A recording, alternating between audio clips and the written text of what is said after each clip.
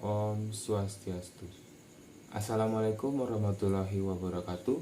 Salam sejahtera untuk kita semua. Namo Buddhaya, salam kebajikan, dan salam harmoni. Sebelumnya, kami akan mempresentasikan materi tentang pengertian dan unsur-unsur pendidikan.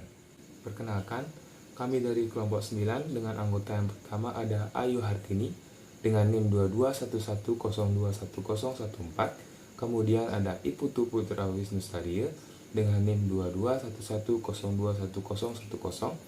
Dan kemudian saya sendiri, Iwayan Gede Darsana dengan NIM 2211021001. Materi berikutnya akan dijelaskan oleh teman saya. Baik, sebelumnya terima kasih atas kesempatan yang telah diberikan.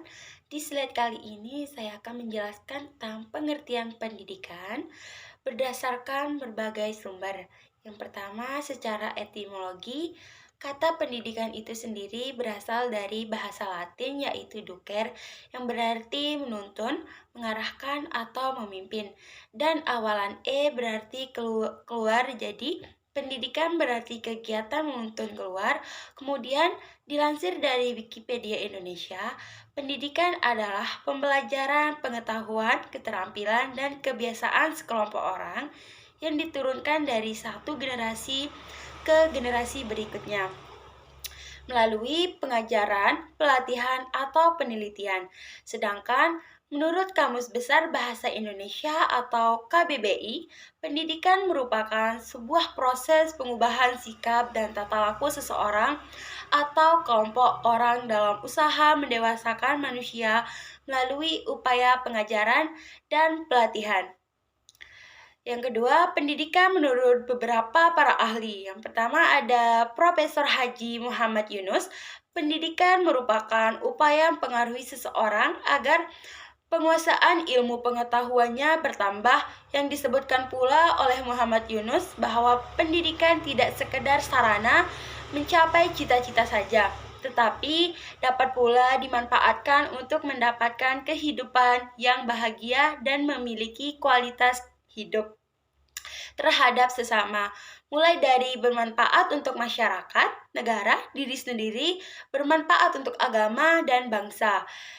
Yang kedua ada konsep pendidikan menurut Diyarkara, ialah pendidikan yang memanusiakan manusia melalui konsep homonisasi dan humanisasi manusia untuk dapat mencapai tingkat kemanusiaannya melalui proses pendidikan. Yang ketiga, menurut Ki Hajar Dewantara atau Bapak Pendidikan Nasional Indonesia yang menjelaskan tentang pengertian pendidikan, yaitu pendidikan umumnya berarti daya upaya untuk memajukan budi pengerti, karakter, kekuatan batin, pikiran, intelektual, dan jasmani anak-anak.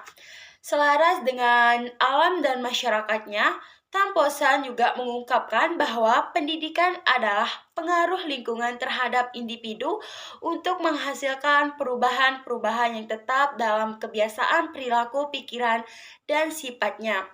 Baik, sekian penjelasan dari saya. Untuk materi yang selanjutnya akan disampaikan oleh rekan saya. Terima kasih.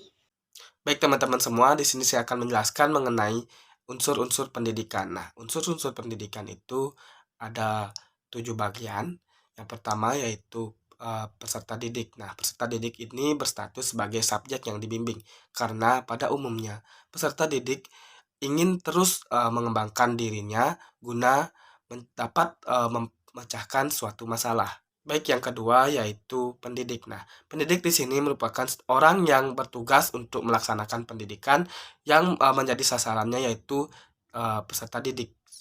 Yang ketiga yaitu interaksi edukatif. Nah, di sini interaksi edukatif dimaksudkan yaitu komunikasi timbal balik antara peserta didik dengan tenaga pendidik yang bertujuan untuk mencapai tujuan pendidikan. Baik, yang keempat yaitu tujuan pendidikan bersifat abstrak. Di sini mengapa dikatakan tujuan pendidikan itu bersifat abstrak? Karena memuat nilai-nilai yang sifatnya abstrak seperti itu.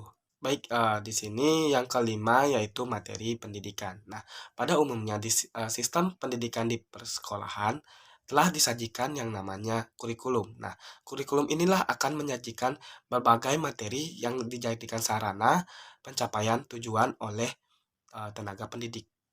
Yang keenam, ada yang namanya alat dan metode. Nah, alat dan metode ini diartikan sebagai segala sesuatu yang disengaja dilakukan oleh tenaga pendidik untuk mencapai tujuan pendidikan. Baik yang terakhir yaitu lingkungan pendidikan. Nah, seorang peserta didik dapat memperoleh suatu pendidikan melalui keluarga, sekolah, ataupun masyarakat. Nah, ketiga hal ini disebut dengan lingkungan pendidikan. Nah, sekian presentasi saya mengenai unsur-unsur pendidikan. Presentasi selanjutnya akan dilanjutkan oleh teman saya. Baik, materi selanjutnya adalah pendidikan sebagai sistem. Departemen Kependidikan dan Kebudayaan mengungkapkan bahwa pendidikan merupakan suatu sistem yang memiliki unsur-unsur tujuan target pendidikan, siswa, pengelolaan pendidikan, struktur atau jenjang, kurikulum, dan fasilitas, yang dimana unsur-unsur tersebut saling mensugesti satu sama lain. Sebagai sistem, khususnya sistem pendidikan nasional, sistem bertujuan untuk mencerdaskan kehidupan bangsa serta mengembangkan insan yang bertakwa kepada Tuhan Yang Maha Esa, berbudi pekerti yang luhur, mempunyai pengetahuan dan keterampilan, kesehatan jasmani serta rohani, kepribadian yang mantap, serta berdikari dan bertanggung jawab kemasyarakatan serta kebangsaan. Sekian penampilan dari kelompok kami. Mohon maaf jika ada kata-kata yang kurang berkenan. Terima kasih. Saya akhiri dengan para mezanti. Om Santi Santi Santi Om. Wassalamualaikum warahmatullahi wabarakatuh.